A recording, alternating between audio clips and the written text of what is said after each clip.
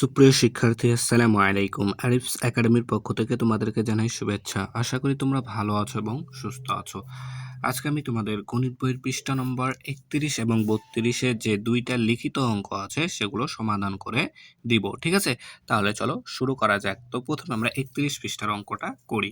তো প্রশ্নটা পড়ো, দেখো বলছে যে একটি ফুটবল টুর্নামেন্টের প্রথম দিনের খেলায় ৭৬,৯৮৪ জন এবং দ্বিতীয় দিনের খেলায় ৯০,৫৬৮ জন দর্শক ছিল, ঠিক আছে? এখন বলছে ২ দিনের দর্শক সংখ্যার পার্থক্য কত? অর্থাৎ দেখো এখানে পার্থক্য বলেছে, তাহলে পার্থক্য মানে কি করতে হবে? আমাদেরকে বিয়োগ করতে হবে, তাই না? তাহলে আমাদেরকে প্রথমত বড় থেকে ছোট বিয়োগ করতে হবে, তাই না? তাহলে দেখো দ্বিতীয় দিনের খেলায় দর্শক কিন্তু আমাদের বেশি ছিল, ৯০,৫৬৮ জন, তাই না? তাহলে এইটা থেকে এখন আমাদের প্রথম দিনের খেলায় ছিল ৭৬,৯৮৪ জন, বিয়োগ করে দিলে কিন্তু পার্থক্যটা আমাদের চলে আসবে, ঠিক আছে? তাহলে আমরা লিখবো যে দেখো দ্বিতীয়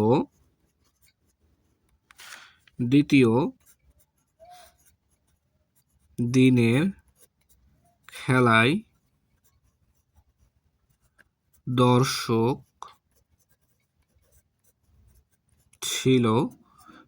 ছিল সমান সমান দেখো ৯০,৫৬৮ জন, ঠিক আছে? আর প্রথম দিনের খেলায় ছিল দেখো প্রথম দিনের খেলায় দর্শক ছিল ৭৬,৯৮৪ জন, ৭৬,৯৮৪ জন, তাই না? তাহলে এখন আমাদের বলেছে যে কি পার্থক্য বের করতে হবে, তাহলে আমাদেরকে বিয়োগ করতে হবে, তাই না? তাই এখানে আমরা বিয়োগ চিহ্নটা দিয়ে নিলাম, ঠিক আছে? তাহলে এখন বিয়োগ করো, দেখো ৮ থেকে 4 বাদ দিলে 4, 6 থেকে 8 বাদ দিতে হবে, তাহলে 6 থেকে 8 বাদ যায় না, তাহলে 6কে 16 ধরতে হবে, তাই না? 16 থেকে 8 বাদ দিলে 8, ঠিক আছে? তাহলে এক ধার নিয়ে 16 বানাইছিলাম, সেই 1 এখন 9কে দিয়ে দিব, তাই না? তাহলে 9 হয়ে যাবে 10। তাহলে 5 থেকে 10 বাদ যায় না, তাহলে 5কে আবার 15 এক ধার দিয়ে 15 বানাবো, 15 থেকে যদি 10 বাদ দিই তাহলে হবে আমাদের 5, হাতে থাকবে 1, আবার 6কে দিয়ে দিব, তাই না? তাহলে 6 হয়ে যাবে 7। তাহলে 0 থেকে 7 বাদ দিতে হবে, যায় না, তাহলে 0কে 10 ধরতে হবে, 10 থেকে 7 বাদ দিলে 3, হাতে থাকবে আবারও 1 যদি আমরা এখন 7কে দিয়ে দিই 7 হয়ে যাবে 8। তাহলে 9 থেকে 8 বাদ দিলে 1, ঠিক আছে? তাহলে দেখো 13,৫৮৪ জন। তাহলে 2 দিনের দর্শক সংখ্যার পার্থক্য, 2 দিনের দর্শক সংখ্যার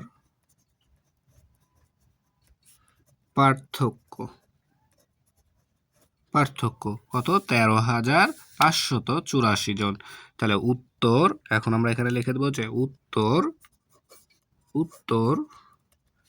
13,৫৮৪ জন, তাই না? তাহলে দেখো খুব সহজে কিন্তু আমরা সমাধান করতে পারলাম, তাই না? আশা করি তোমরা এটা বুঝতে পারলা। তাহলে এবার দেখো 32 পৃষ্ঠার অঙ্কটা, ঠিক আছে? তো দেখো বলছে প্রশ্ন, রাস্তার দুই ধারে, ঠিক আছে, দেখো একক, দশক, শতক, হাজার, অযুত, লক্ষ, 1,00,000 গাছের চারা লাগানো হলো, ঠিক আছে? রাস্তার দুই ধারে 1,00,000 গাছের চারা লাগানো হয়েছে। এখন বলছে এর মধ্যে 187টি চারা গাছ মরে গেল, ঠিক আছে? তাহলে কতগুলো চারা গাছ বেঁচে রইলো, ঠিক আছে? তাহলে এখন কতগুলো চারা গাছ বেঁচে রইলো, যদি এখান থেকে এটা মরে যায় তাহলে কতগুলো বেঁচে থাকবে সেটা বের করতে হবে। তাহলে কি করতে হবে? এটাও বিয়োগ করতে হবে, তাই না? তাহলে লিখবো কি যে রাস্তার দুই ধারে গাছ লাগানো হলো সমান সমান 1,00,000, তাই না? লক্ষ। আচ্ছা, এখানে একটু বেশি হয়ে গেছে, দেখো একটা সংখ্যা বেশি হয়ে গেছে, ঠিক আছে? দেখো একক, দশক, শতক, হাজার, অযুত, লক্ষ, ঠিক আছে? তাহলে 1,00,000টি, ঠিক আছে? এটা বাদ, ঠিক আছে? এটা বাদ, ঠিক আছে? তাহলে 1,00,000টি। এখন চারা গাছ মরে গেছে, তাহলে চারা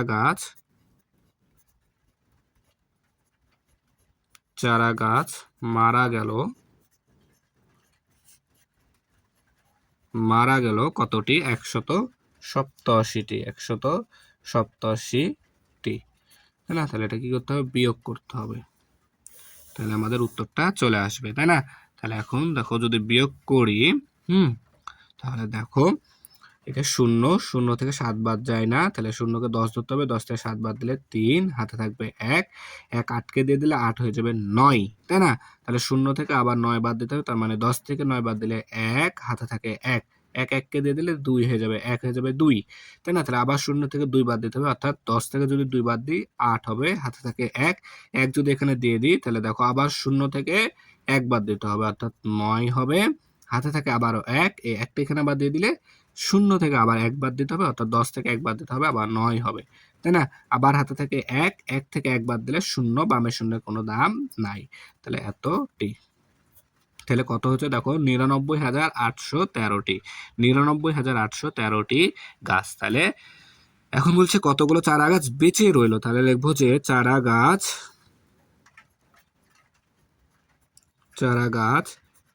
বেঁচে রইল সমান সমান 99,813টি, তাই না? তাহলে উত্তর 99,813টি, ঠিক আছে না? তাহলে দেখো খুব সহজে কিন্তু আমরা 31 পৃষ্ঠা এবং 32 পৃষ্ঠা এই দুইটা অঙ্ক সমাধান করে ফেলতে পারলাম, ঠিক আছে? তাহলে আশা করি তোমরা বুঝতে পেরেছো, ঠিক আছে? আজকে এই পর্যন্তই। ভিডিওটি ভালো লাগলে অবশ্যই লাইক কমেন্ট শেয়ার করতে ভুলবেন এবং পরবর্তী ভিডিও সবার আগে পেতে আমাদের চ্যানেলটি সাবস্ক্রাইব করে রাখো। আল্লাহ হাফেজ, আসসালামু আলাইকুম ওয়া রাহমাতুল্লাহ।